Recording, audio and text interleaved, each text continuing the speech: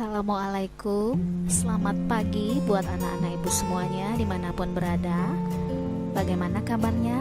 Mudah-mudahan anak-anak ibu semuanya selalu berada dalam keadaan sehat walafiat. Jumpa lagi dengan Bu Guru Novi. Kali ini kita akan mempelajari pelajaran tema 2. Tema 2, udara bersih bagi kesehatan. Subtema 1, cara tubuh mengolah udara bersih. Pembelajaran 1. Tujuan pembelajaran 1. Dengan membaca teks, siswa mampu menyebutkan informasi terkait dengan pertanyaan apa, di mana, kapan, dan siapa. 2. Dengan menuliskan dalam bentuk peta pikiran, siswa mampu mempresentasikan informasi dari teks bacaan terkait dengan pertanyaan apa, di mana, kapan, dan siapa. 3. Dengan mencermati teks bacaan yang disajikan, siswa mampu menemukan informasi tentang organ-organ pernapasan hewan. 4. Dengan berdiskusi dan mencari informasi, siswa mampu membuat bagan cara kerja organ pernapasan. Mata pelajaran yang kita bahas adalah Bahasa Indonesia dan IPA. Ayo, kita mulai pembelajaran 1. Coba kamu amati gambar berikut ini. Lalu jawablah pertanyaan-pertanyaannya. 1. Apa saja makhluk hidup yang ada pada gambar tersebut? 2. Apa saja perbedaan makhluk hidup yang ada pada gambar tersebut? 3. Apa pula persamaannya? 4. Apakah semua makhluk hidup itu membutuhkan oksigen? 5. Bagaimana proses pengambilan oksigen oleh makhluk hidup? 6. Apa yang harus kita lakukan supaya ketersediaan oksigen terjaga? 7. Bagaimana tanggung jawab kita terhadap masyarakat dalam menjaga ketersediaan oksigen? Dayu dan ikan hias. Dayu memelihara banyak ikan hias berjenis ikan mas koki. Ikan-ikan hias itu dipelihara dalam sebuah akuarium. Setiap hari Dayu memberi makan ikan-ikannya. Dayu juga rutin membersihkan akuarium, lalu mengganti airnya dengan air bersih. Kegiatan itu ia lakukan seminggu sekali. Dayu senang melihat ikan-ikan di dalam akuarium berenang ke sana kemari. Dayu memperhatikan saat mulut ikan-ikan itu terbuka dan menutup. Seolah-olah ikan-ikan itu selalu menelan air. Dayu bertanya-tanya, apa yang dilakukan ikan-ikan itu? Nah, kamu telah membaca bacaan Dayu dan ikan hias. Perhatikan peta pikiran atau mind map di berikut, lalu jawablah pertanyaan dalam setiap kotak. Menurutmu, apa yang dilakukan ikan-ikan dengan selalu membuka dan menutup mulutnya? Tuliskan pendapatmu dalam kotak berikut. Menuliskan pendapatmu. Kini, bacalah bacaan berikut ini untuk mengetahui pendapat kalian benar atau salah. Pernapasan pada hewan. Seperti manusia, hewan juga bernapas untuk mengambil oksigen dan membuang karbon dioksida. Namun, sistem pernapasan pada hewan berbeda dari manusia. Bahkan, sistem pernapasan pada hewan pun berbeda-beda sesuai jenisnya. Berikut sistem pernapasan pada beberapa jenis hewan. 1. Alat dan sistem pernapasan pada cacing tanah atau vermes. Cacing tidak mempunyai alat pernapasan khusus. Cacing bernafas melalui permukaan kulit. Kulit cacing selalu basah dan berlendir untuk memudahkan penyerapan oksigen dari udara. Oleh karena itu, cacing menyukai tempat lembab untuk menjaga supaya kulit tubuhnya selalu basah dan berlendir. Di bawah permukaan kulit cacing yang tipis, terdapat pembuluh udara. Saat udara masuk melalui kulit, oksigen diikat oleh darah. Pada darah cacing terkandung hemoglobin sehingga mampu mengikat oksigen. Oksigen yang diikat oleh hemoglobin lalu diedarkan ke seluruh tubuh. Zat sisa pembakaran berupa karbon dioksida dan uap air dikeluarkan dari tubuh juga melalui permukaan kulit. Alat dan sistem pernafasan pada serangga atau insekta. Seperti hewan lain, serangga bernapas dengan mengisap oksigen dan melepaskan karbon dioksida. Namun, alat pernapasan serangga berbeda dengan hewan lain. Alat pernapasan serangga berupa trakea, yaitu sistem tabung yang memiliki banyak percabangan di dalam tubuh. Percabangan trakea disebut trakeola. Trakea mengedarkan oksigen langsung ke semua sel tubuh dan organ serta menyerap karbon dioksida dari semua sel tubuh untuk dibuang. Udara memasuki trakea melalui pori-pori kecil di permukaan tubuh serangga yang disebut spirakel. Selanjutnya, udara beredar melalui pembuluh udara kecil. Sel-sel tubuh mengambil oksigen langsung dari pembuluh udara kecil itu. Karbon dioksida dari sel akan mengalir ke trakeola lalu dibuang melalui lubang spirakel. 3. Alat dan sistem pernapasan pada ikan atau Pisces. Semua makhluk hidup, termasuk ikan, memerlukan oksigen supaya tetap hidup. Pengambilan oksigen ini melalui proses pernapasan yang melibatkan organ pernapasan. Ikan bernapas dengan organ khusus mirip saringan yang disebut insang.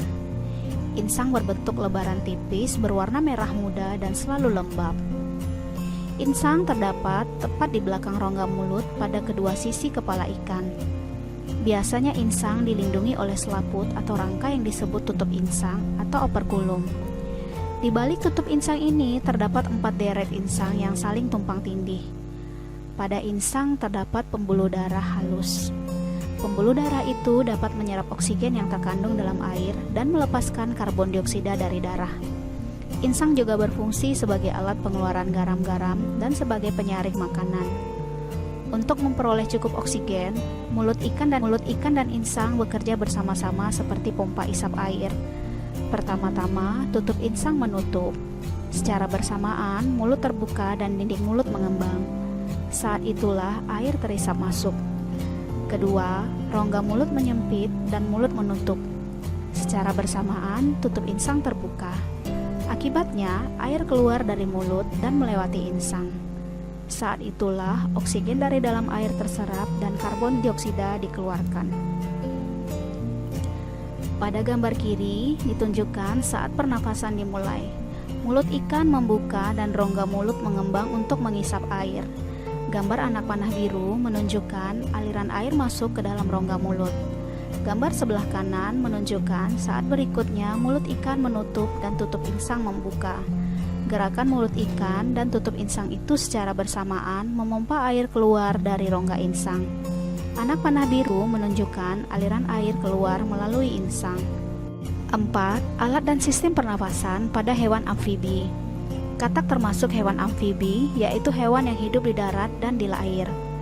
Saat masih berupa kecebong, katak hidup di dalam air dan bernapas menggunakan insang.